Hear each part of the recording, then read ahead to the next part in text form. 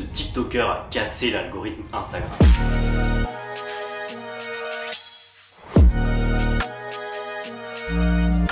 Alors est-ce qu'il a trouvé la formule secrète que tous les créateurs rêvent de trouver pour percer? C'est ce qu'on va voir dans cette vidéo.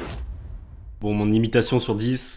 Si t'es nouveau sur cette chaîne, sache que je vais décortiquer le montage de notre ami Rémi. La première étape de notre montage, ça va être la colorimétrie. En gros, c'est quoi la colorimétrie? C'est juste ce qui va faire passer ta vidéo de ça à ça. Allez, je vous montre tout ça directement sur CapCut. Du coup, pour la colo, super simple, vous allez dans Adjustment. Donc en gros, Adjustment Layer, c'est un calque d'effet, c'est-à-dire que en gros, vous allez juste sélectionner ça, le placer sur votre rush du coup, parce que je l'ai pas mis sur toute la vidéo vu que là, il y aura des illustrations. Vous mettez de la taille de votre rush. Et ensuite, là, c'est là que vous allez pouvoir faire directement votre colorimétrie directement sur le calque et ça va s'appliquer forcément sur la vidéo. J'ai pas changé grand chose, le seul truc que j'ai modifié un petit peu, j'ai été directement dans ici Curves, j'ai pris la petite pipette et j'ai été sélectionner ma couleur de peau, c'est surtout ça qui va nous intéresser et j'ai bougé un petit peu donc juste ici, alors je saurais pas vous dire exactement à quoi ça correspond. Donc voilà, en vrai je suis pas un expert dans la colorimétrie, faut tâtonner un petit peu, en général voilà, faut bouger un petit peu la peau. Intéressez-vous à ce qui s'appelle la colorimétrie Teal and Orange, il y a beaucoup de tutos sur internet et c'est vraiment une colorimétrie un peu type cinéma qui ressort beaucoup. En gros, Teal and Orange c'est du bleu un peu en arrière-plan et du orange, une peau un peu plus orangée, enfin léger hein. Et donc voilà, j'ai bougé un peu la courbe pour que ça ressemble à peu près juste à ça. Donc c'est très léger mais il y a un peu plus de contraste, les noirs sont un peu plus noirs et la peau est un peu plus mate on va dire. Une fois qu'on a fait ça, on va bien sûr passer à notre partie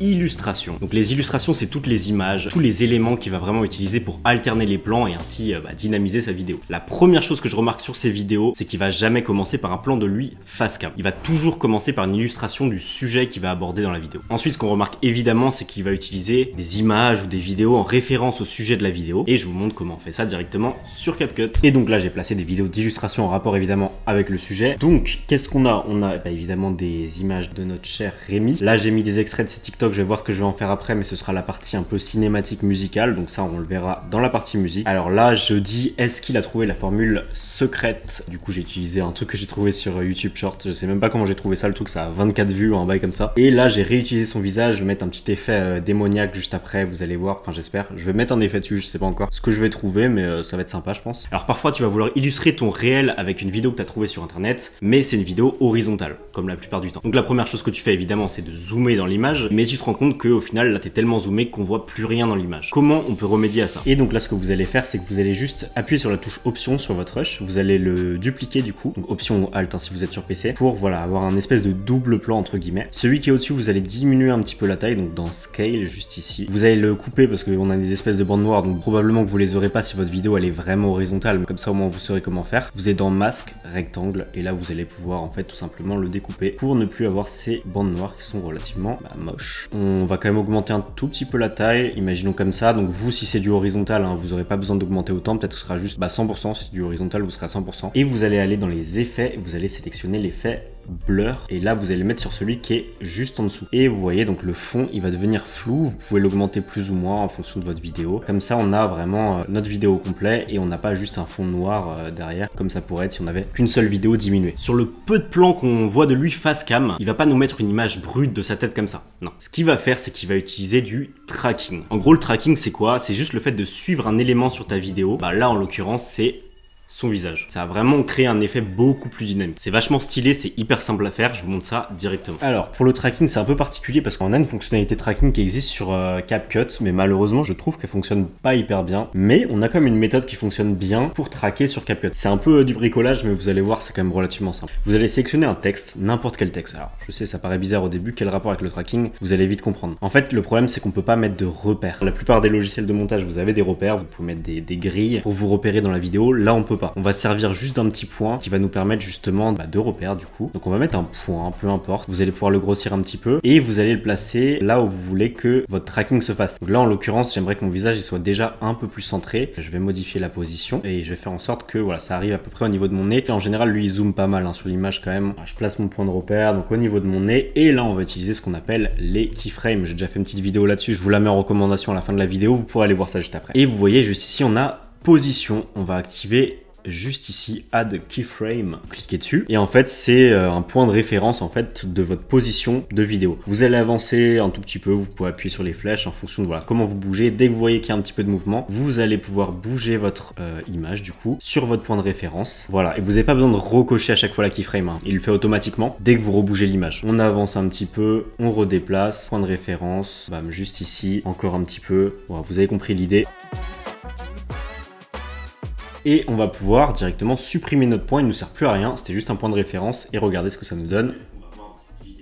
En fait la caméra elle suit mon nez qui était en fait le point de référence de la vidéo. Mais on va pouvoir ajouter un tout petit dernier truc sur notre tracking pour que ça rende un petit peu mieux, ça va être un flou de mouvement, donc en anglais ça s'appelle motion blur. Vous allez donc dans vidéo, basique, motion blur, et là vous adaptez un peu la quantité, ça va charger un petit peu, là vous voyez il charge un petit peu, et une fois que c'est chargé, on a un beau petit flou de mouvement, vous voyez que c'est assez léger, mais ça crée quand même quelque chose de beaucoup plus stylé. Une fois qu'on a fait tout ça, on a déjà une bonne base de travail, et à partir de là, il va vraiment péter un câble sur tous les effets qu'il y a disponibles sur CapCut. Bon, je peux pas mettre évidemment tous les effets que j'ai trouvés, je vous mets une petite liste juste ici, et nous on se retrouve sur notre exemple pour voir déjà ce qu'on peut utiliser. Et donc sur les effets, bon, du coup je me suis un peu amusé, j'ai été pioché comme vous voyez, donc là j'ai mis Color Glitch, là j'ai rien mis pour l'instant parce que déjà j'attends d'avoir la musique, je sais pas exactement quel plan je vais sélectionner, puis il y a déjà masse d'effets, donc je pense que je vais pas en rajouter sinon ça va faire vraiment trop. Là j'ai mis ce petit effet qui est très sympa, je vous l'enlève.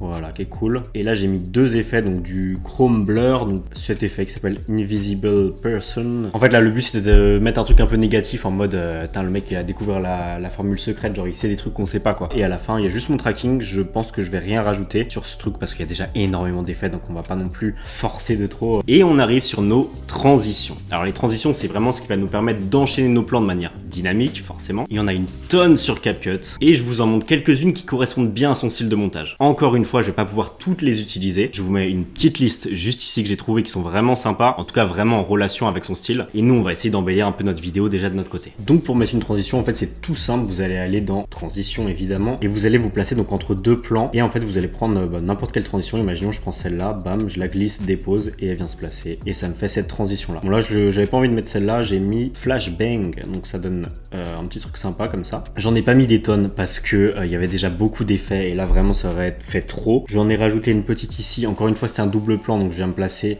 dès que je peux enchaîner mes plans. Et là j'ai mis un shake down pour passer directement sur son plan et j'en ai mis un dernier qui est triangulation pour passer directement sur moi. Ce qui nous amène directement sur nos textes. Alors cette partie elle est vraiment simple. Déjà on va pas faire nos textes à la main, à chaque fois ça va nous prendre beaucoup trop de temps. On va utiliser la fonctionnalité sous-titres automatique disponible sur CapCut. Rien de foufou sur ces textes, c'est vraiment juste une police d'écriture relativement simple. Je pense que c'est du impact où vous pouvez évidemment utiliser une police un peu bold, typiquement The Bold Font, The Next Font, Bolby, je sais plus quoi, enfin je vous mets à l'écran quelques idées de police d'écriture que vous pouvez utiliser qui restent relativement dans ce style. Il va garder vraiment tous ses sous-titres en blanc, donc dans un style très simple, avec une taille qui est vraiment très petit. Bon, faut quand même que ce soit lisible, mais il faut vraiment pas que ça prenne une grosse partie sur l'écran. Et il va rajouter une petite ombre portée pour quand même qu'on voit un peu plus les sous-titres en question, que ça reste lisible. Et donc pour cette partie texte, tout simple, vous allez aller dans texte évidemment, vous allez descendre et aller dans auto caption, donc sous-titres automatiques. Vous sélectionnez évidemment le français, à moins que vous parliez dans une autre langue, mais voilà. On appuie sur create, il va générer des sous-titres automatiques, donc ça charge un petit peu. Et ensuite on va pouvoir donc les customiser. Comme je vous ai dit, on va choisir une police d'écriture, donc par exemple on aurait pu prendre celle-là. Du coup j'ai pris celle-là, Fervent,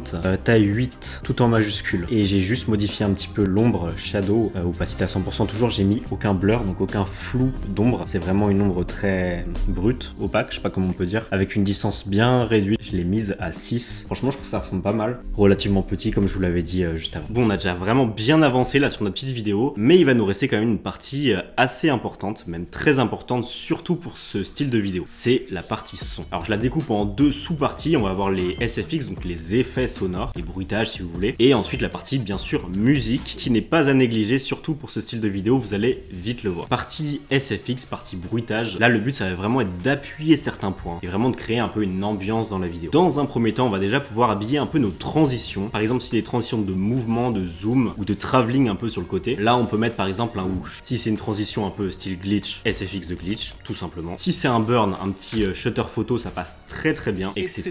etc. Alors j'ai j'ai du mal à l'entendre, mais moi j'aimerais bien rajouter un petit riser avant le passage un peu cinématique où la musique est kick et qu'on l'entend plus parler. Et ensuite on va pouvoir se faire un peu plus plaisir avec des SFX vraiment créatifs. Là l'idée c'est vraiment de rajouter des petits bruits qui pourraient être présents sur les vidéos d'illustration, mais forcément qu'ils ne sont pas parce qu'on n'a pas gardé le son. Je m'explique. En gros par exemple, imaginons c'est une vidéo de boxe, il va pouvoir rajouter des SFX de coups de poing. Ça peut être par exemple un SFX de voiture s'il y a une voiture dans la vidéo, ou encore ce qu'il aime bien utiliser c'est des commentateurs sportifs qui gueulent. Franchement ça passe super bien sur les vidéos un peu de sport du coup. Un moment vraiment impressionnant, un moment de ouf, ça passe nickel. Alors comme je vous le disais sur les transitions, j'ai mis des petits effets sonores donc sur chaque transition. Donc à chaque fois que tu vois donc ta transition, tu vas venir mettre en dessous un effet sonore. Fais bien attention à ce que le pic, on va dire, du son, il corresponde à peu près. Après faut écouter, faut voir au moment de la transition. Donc là par exemple c'est un whoosh, un soft whoosh plus exactement. Enfin moi je l'appelais comme ça, mais en vrai tu t'en fous un peu. C'est juste ça fait un whoosh, donc ça fait ce son là. Là la transition c'est un shake, mais je sais pas, je trouvais qu'un petit effet glitch allait bien passer vu qu'il y a plein de couleurs, du glow, ça bouge dans tous les sens. Donc l'effet glitch c'est cet effet là. Et là après on a un effet triangle et du coup j'ai mis un petit effet d'épée, je crois que c'est comme ça qu'on dit, enfin de lame à ce moment là qui passe très très bien. Et juste avant qu'on arrive sur la partie musicale, la partie cinématique où il n'y a pas de parole, j'ai mis un riser en mode pour faire monter un peu la tension et bam, il se termine juste à ce moment là. On est bon sur la partie SFX, on va pas creuser beaucoup plus loin, on va enchaîner sur notre partie musique. Ok, comme je vous l'ai dit, cette partie elle est ultra simple mais elle est super efficace dans ce cas là. Si tu écoutes bien les shorts de Rémi, tu vas te rendre compte de quelque chose d'assez surprenant. Rémi utilise presque toujours la même musique. À première vue, on pourrait dire que c'est la pire erreur au monde parce que ça risque juste de saouler nos abonnés qui vont entendre 15 000 fois la même musique à force de voir vos vidéos. Mais alors pourquoi il fait ça? Parce qu'il a bien compris que sur les algorithmes short, la majorité des gens qui vont voir ces vidéos, c'est pas forcément ses abonnés, c'est plutôt des non-abonnés. Donc des gens qui ont potentiellement jamais vu une seule de ses vidéos. Donc il va trouver une musique qui fonctionne bien sur ses vidéos et il va gagner énormément de temps à la réutiliser à chaque fois parce qu'en plus elle fonctionne de base. Et donc il nous faut une musique qui fonctionne bien, qui a un rythme vraiment régulier, avec des grosses basses si possible, sans trop de paroles, une instru drill un peu UK, à mon avis ça me semble parfait. Et donc là j'ai trouvé ma petite musique qui kick, un type beat, un Ziak type beat, donc qui ressemble à ce que Ziak peut utiliser dans ses sons. Ce que j'ai fait c'est que j'ai utilisé le moment vraiment où ça kick, là on voit vraiment que les basses elles kick au moment, forcément on part sur la partie un peu plus cinématique musicale. J'ai mis mes transitions à chaque fois qu'il y a, vous voyez les basses qui kick à chaque fois ici. Juste ici déjà dans un premier temps il va falloir qu'on adapte un petit peu le volume et pour ça on va encore une fois utiliser les points clés, c'est-à-dire que là ça ce sera notre son qu'on aimera avoir au moment où la musique est à fond et il n'y a personne qui parle. Par contre là je parle donc il va falloir que ce soit beaucoup moins fort, donc je pense que on va mettre à -22 à peu près. Donc là en fait j'ai mis deux points clés, un point clé qui part d'ici, donc juste avant que ça kick pour que le son il monte en fait d'un coup jusqu'à ce qu'il atteigne -5, qu'on l'entende à fond. Et après il va nous falloir une dernière musique que je vais placer juste après, juste en musique de fond pour justement changer un peu d'ambiance. On rajoute ça, on a notre effet final. Moi je vous le montre pas parce que vous l'avez vu dans l'intro du coup. Si ce genre de vidéo vous plaît, je vous invite évidemment à liker la vidéo. Moi je vous dis à très vite pour un prochain tuto, pour une prochaine vidéo.